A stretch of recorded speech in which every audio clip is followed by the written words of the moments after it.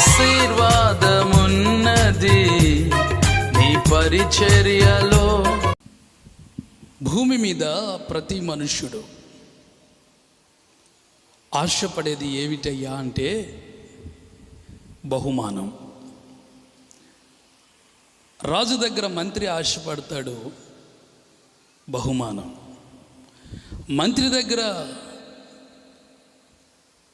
సైన్యాధిపతి ఆశపడతాడు, బహుమానం. సైన్యాధిపతి దగ్గర ఆశపడతాడు మిలిటరీ సోల్జర్. సోల్జర్ దగ్గర బహుమానం ఆశపడతారు దేశం.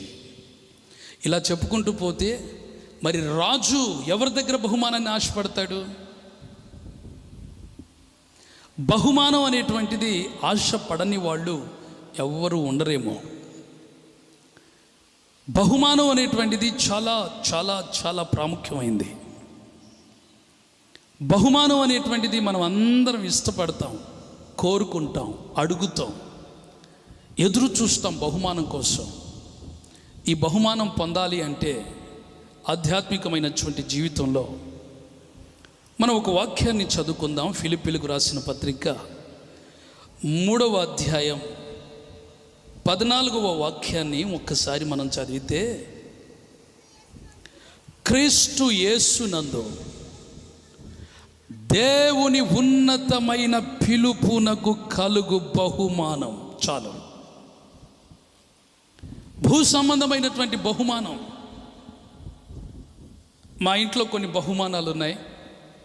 మ్యాక్సిమం కాపాడుకుందామని ప్రయత్నం చేస్తూ ఉంటాను. 2021, 2022లో హైదరాబాద్లో ట్రైనింగ్ చేస్తూనే చెర్లపల్లి అనేటువంటి ప్రాంతంలో ఆ 2-3 సంవత్సరాలు పరిచర్య చేయడానికి దేవుడు కృపనిచ్చాడు. అక్కడ ఉన్నటువంటి సంఘ బిడ్డలు నాకు కొన్ని బహుమానాలు ఇచ్చారు. పుట్టినరోజుకి కొన్నిసార్లు న్యూ ఇయర్ వచ్చిందని వాళ్ళు ఇచ్చినటువంటి బహుమానాలు చాలా జాగ్రత్తగా సూట్ కేసులో ఆ రోజు నుంచి ఈ రోజుకి దాచిపెట్టాను, కానీ అవి పాడైపోతూ ఉన్నాయి. కొన్ని తుప్పు పట్టిపోతున్నాయి, కొన్ని నలిగి గుర్తింపు పోతూ ఉంది. అయినా వాటిని దాచిపెట్టాను గుర్తుకి. ఇంచుమించు 20 సంవత్సరాలు అవుతుంది. ఆ బహుమానం, కొన్ని బహుమానాలు బాగాలేవు, పాడైపోయినాయి, తుప్పు పట్టిపోయినాయి, అయ్యో అని తీసేసాను. అంటే భూ సంబంధమైనటువంటి బహుమానం అనేటువంటిది అది శాశ్వతం కాదు. ఆత్మ సంబంధమైనటువంటి బహుమానం, పర సంబంధమైనటువంటి బహుమానం. ఆ బహుమానం గురించి దేవుని వాక్యం అంటుంది, దేవుడు ఉన్నతమైన పిలుపుతో మిమ్మల్ని పిలిచాడు. ఆ పిలుపుకు ఎవరు లోబడతారో, ఆ పిలుపులో ఎవరు నిలబడతారో, ఆ పిలుపులో ఎవరు జీవిస్తారో వారికి ఉన్నతమైన పిలుపుకు కలుగు బహుమానము నా దేవుడు నీ కొరకు సిద్ధపరచుచున్నాడు. దేవుని స్తోత్ర. ఆ బహుమానం ఎన్నటికీ తుప్పు పట్టదు, అది చిమ్మట పట్టదు, అది పాడైపోదు, అది నాశనము కాదు, అది నశించిపోదు. ఆ బహుమానం ఎన్నటికీ మనతోనే ఉంటుంది. అది మనం అనుభవిస్తూనే ఉంటాము. ఎందుకంటే అది శాశ్వతమైనటువంటి రాజ్యంలో దేవుని చేతుల మీదుగా పొందబోతున్న ఉన్నతమైన బహుమానం. దేవుని స్తోత్ర. హల్లెలూయా. ఆ బహుమానం మనం పొందుట కొరకు ప్రభువు మనల్ని పిలిచాడు. పిలిచినటువంటి ఆ పిలుపులో ఎవరు నిలబడతారో, ఆ పిలుపును ఎవరు కాపాడుకుంటారో, ఆ పిలుపులో ఎవరు జీవిస్తారో వారు ఆ బహుమానాన్ని పొందుకుంటారు. ఒకసారి ప్రభు ఒక ఉపమానం చెప్తున్నాడు. రాజుగారి కుమారునికి వివాహము జరిగేటువంటి రోజు వచ్చింది. ఆ రాజుగారి కుమారుని వివాహానికి, విందుకి గొప్ప గొప్ప వాళ్ళందరినీ కూడా పిలిచి రమ్మని రాజుగారు దాసులను పంపించారు. దాసులు వెళ్ళి తన దేశంలో ఉన్న గొప్ప గొప్ప వాళ్ళందరినీ పిలిచినప్పుడు కొందరు ఇలా చెప్పారు. ఏమని? నేను ఒక పొలం కొన్నాను, ఆ పొలాన్ని చూడబోతున్నాను, అందువల్ల ఆ వివాహానికి రాలేను. మరొక వ్యక్తి చెప్పాడు, నేను ఒక జత ఎడ్లను, 5 జతల ఎడ్లను కొన్నాను, వాటిని చూడబోతున్నాను, కనుక నేను రాలేను. మరొక వ్యక్తి చెప్పాడు, నేను ఒక స్త్రీని వివాహం చేసుకున్నా, ఆమెను చూడబోతున్నాను, కనుక నేను ఆ వివాహానికి, ఆ విందులో నేను పాల్గొనలేను.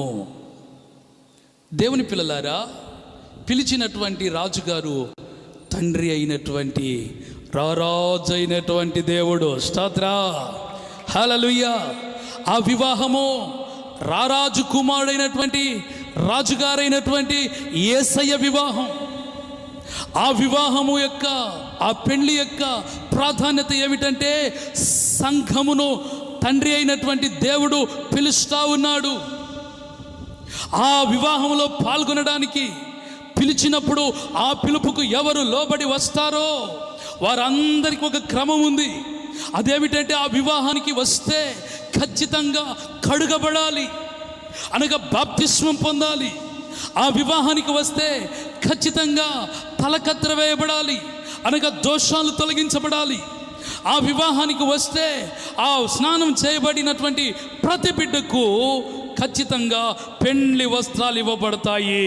వాళ్ళందరూ పెండ్లి వస్త్రాలు ధరించుకొని ఏక రంగు, ఒకే కలరు, అవి తెల్లని వస్త్రాలు, పరిశుద్ధులు ధరించుకునే వస్త్రాలు ధరింపజేసి వారందరినీ పెండ్లి విందులోనికి పంపించడానికి పిలిపించారు రారాజు గారు. అందరు కూడా గొప్ప గొప్ప వాళ్ళందరూ సాకులు చెప్పారు. అప్పుడు తన దేశంలో ఉన్నటువంటి వీధుల్లో, వంకల్లో, సందుల్లో, మూలల్లో, ఎక్కడెక్కడ ఏ మూల ప్రాంతాలు ఉన్నాయో, బలహీనులు ఉన్నారో, ఎక్కడెక్కడ కుంటివాళ్ళు, గుడ్డివాళ్ళు, బేదలు ఎక్కడున్నారో అందరినీ పిలిచిరండి విందుకన్నారు. అందరినీ దాసులు వెళ్ళి పిలిస్తే వాళ్ళు సంతోషంగా వచ్చారు. పిలిచినప్పుడు వాళ్ళు ఎవరంటే, కొంతమంది వ్యాధిగ్రస్తులు, కొంతమంది బీదలు, కొంతమంది బలహీనులు, కొంతమంది విలువ లేని వాళ్ళు. కానీ రాజుగారి వివాహానికి వచ్చిన తర్వాత వాళ్ళందరూ శుద్ధి చేయబడ్డారు. ఆమేన్. వాళ్ళు తల చక్కగా కత్తిరించబడింది, అనగా దోషాలు తొలగించబడ్డాయి. వాళ్ళు స్నానం చేయించబడ్డారు, అనగా బాప్తిసం పొంది యేసు రక్తంలో కడుగబడి పరిశుద్ధులయ్యారు. ఇప్పుడు ఆ పరిశుద్ధులైనటువంటి వారందరికీ తెల్లని వస్త్రాలు ధరింపజేసి అందరూ కూడా ఆ పెళ్లి విందులోకి వెళితే, అక్కడ బీదలందరూ కూడా ఆ విందులో గొప్ప గొప్ప వాళ్ళు లాగా కనిపిస్తున్నారు. దేవుని స్తోత్రం. దరిద్రులు కోటేశ్వరులాగా అయిపోయారు. ఎందుకంటే రాజుగారి యొక్క కుమారుని యొక్క వివాహం అది. సాతాను కూడా కొన్నిసార్లు నీకు బహుమానాలు ఇస్తానని ఆశ చూపిస్తాడు.